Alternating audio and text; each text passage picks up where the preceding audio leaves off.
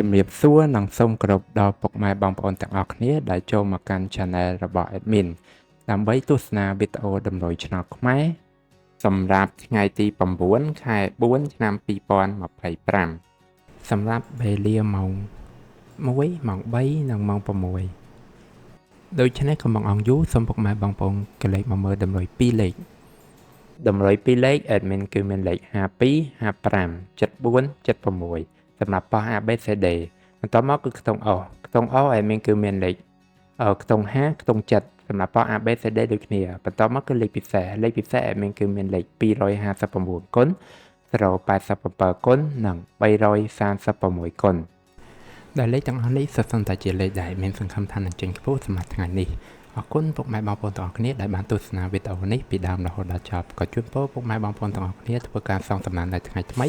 ទទួលបាននូវការហេងឆ្នះចំទាំងអស់គ្នា